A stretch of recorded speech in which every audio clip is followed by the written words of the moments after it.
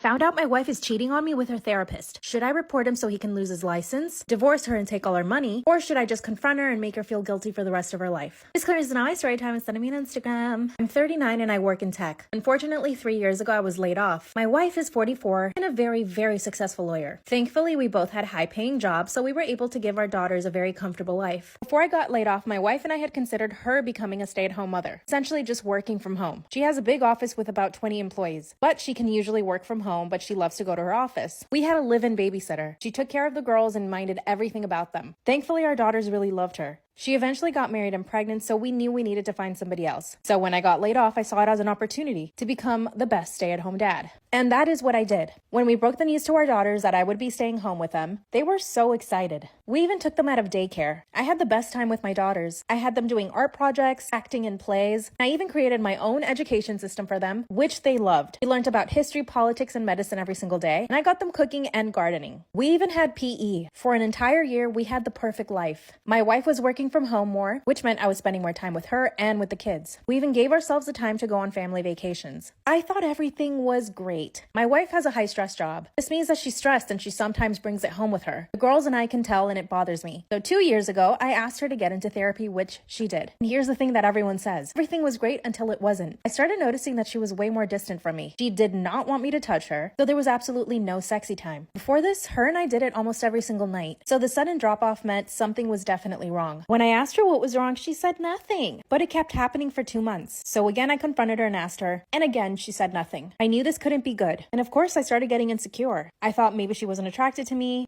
or that maybe she was getting it somewhere else. So I did what any good husband would do. I hired a private investigator. And let me tell you, private investigators are not cheap. $20,000 later, he shows me some evidence. There were emails, texts, phone calls. I even tracked her phone. The final nail in the coffin were pictures. And the pictures were of my beautiful wife. But she wasn't alone. She was photographed at different bars, restaurants, walking out of hotels, and even motels with the same man. I didn't know who this man was. I only knew that he was much older than me, very good looking, and looked very well off. That's when my private investigator told me that this man is a therapist. My wife had been having a year-long affair with her therapist. I was brokenhearted and it stung really bad. I thought our life was pretty good. Our daughters were really happy. I kept the house looking great at all times, and I thought I kept her happy too. But I had to pull myself together because as he's showing me these pictures and evidence, 2 very young daughters are out in the back tending to our cherry tomatoes. Definitely didn't want my daughters to find out that their lying whore of a mother having an affair behind their daddy's back. So I made my wife's favorite dinner, roasted salmon quiche and endive salad. I greeted her with her favorite drink, and we all sat down and had the most amazing family dinner. The following day, I called my lawyer and found out what my options were. Basically, I can divorce her and take a lot of money. But am I really going to put my daughters through a divorce, them choose who they want to live with? Because there is no way I'm letting my 2 precious babies live with her and her new boyfriend. Who knows what kind of perverts they are? In fact, it could take years of litigation. I hate her for what she's done, but I love my daughters too much to break the family apart. I know what that's like personally. My parents had a brutal divorce when I was 12 years old. The judge asked me who I wanted to live with. It was traumatic. I refused to expose my daughters to that kind of trauma. I did take it a step further. I went to the therapist and asked him how she was going. I told him that I was worried because she was very distant, and that if she were cheating on me, I would make her and that man's life miserable. Later that day, my wife came home in a very, very bad mood. I asked her why, but I assumed he probably broke up with her. Did he really want to lose his license? Probably not. That's when the private investigator confirmed they were no longer seeing each other. And guess what? My wife asked me to do it. So now she's coming back around. The problem is she might cheat again. Did I make her pay or do what's best for our daughters? Am I wrong for telling my mother-in-law that she made her bed and she can rot in it? So I, 24 male, have been with my girlfriend, 23 female, for over a year. She is the love of my life, and the only problem is her witch of a mother. My girlfriend is very low contact with her mom as she is judgmental, crazy, and an alcoholic. She's constantly criticized my girlfriend to the point of her crying every time she talks to her. Well, we are expecting our first child, and it was not planned but a welcome surprise, and we're happy. My girlfriend told her father as she's very close to him, and my mother-in-law overheard it. Well, now she demanded that we use the name she wants and that it's her way or no way.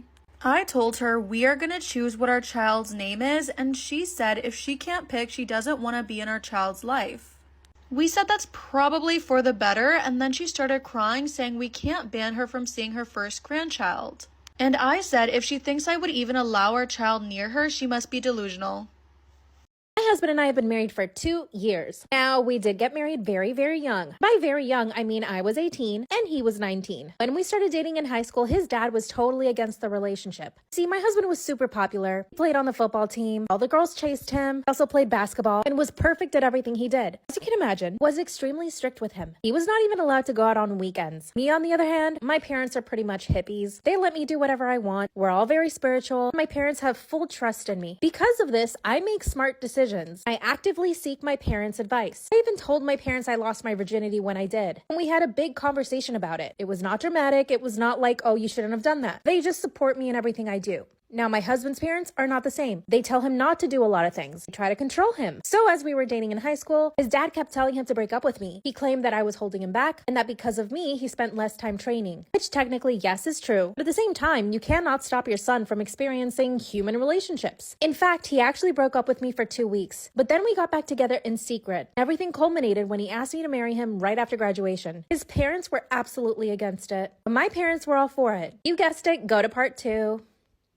When he asked me to marry him right out of high school, his parents absolutely freaked. They went to my parents' house and told me off for saying yes. In other words, they were completely blaming me for the whole thing, as if their own son didn't go buy a ring and ask me to marry him. He even did a beautiful proposal, which he had been planning for months. But at this point, his parents didn't even know that we were boyfriend and girlfriend. When they came to my house, his mom, my now mother-in-law, started crying and yelling at me. She told me that I was ruining their family, that I was trying to steal her son, and that all I really cared about was their money. By the way, my parents were middle class, but we were not destitute. His parents are very rich. They own several businesses. But of course, I'm not after their money. That's when they said that if we did end up getting married, I would have to sign a prenup. And I said, yeah, I want to marry him because I'm in love. At this point, his parents knew they couldn't stop us. We were going to get married with or without their approval. But thankfully, his parents came around and let us get married. We had a quaint, small wedding. It was so magical. But his parents wanted him to go to college to play football. In other words, they wanted him to be the next Tom Brady. They made him train for hours. And they didn't even let us live together for the first year we were married. And because they were supporting him, he couldn't say no. They had us on a schedule. Could only see him for about 2 to 3 hours a day. And we were married. 2 years later, he's playing for a football team. But his parents keep thinking that I'm dragging him down. So now they're trying to convince him to leave me. Go to part 3.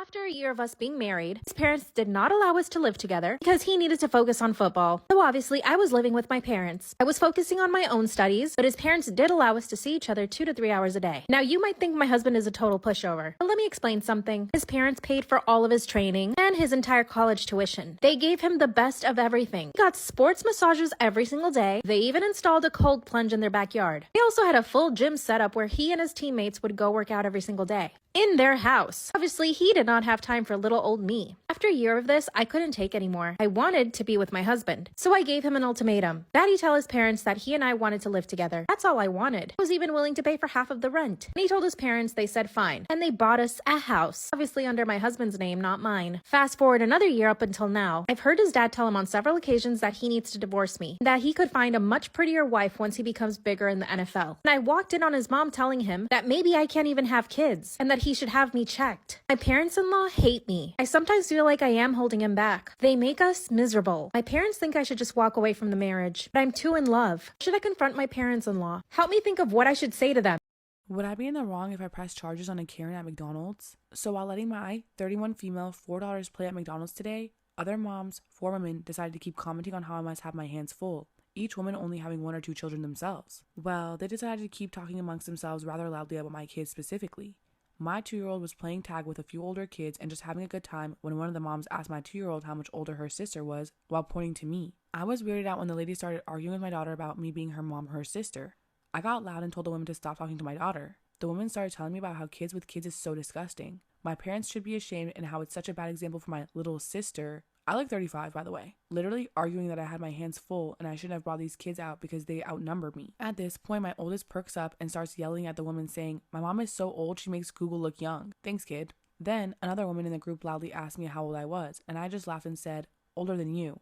The first one wasn't amused and kept calling me a liar. I just tried leaving and she called the cops on me. She stood behind my car until the officer got there. The lady just started screaming like a banshee, telling the officer that I was a minor with a stolen car trying to kidnap other children at McDonald's. The officer laughed so hard because we graduated from the same high school. The officer then stated this to the woman, then proceeded to tell the woman that I'm indeed older than all of them and they all got charges pending now for wasting his time. Also, McDonald's staff gave up the footage of the first lady yelling at my 2-year-old, so harassment of a minor on her.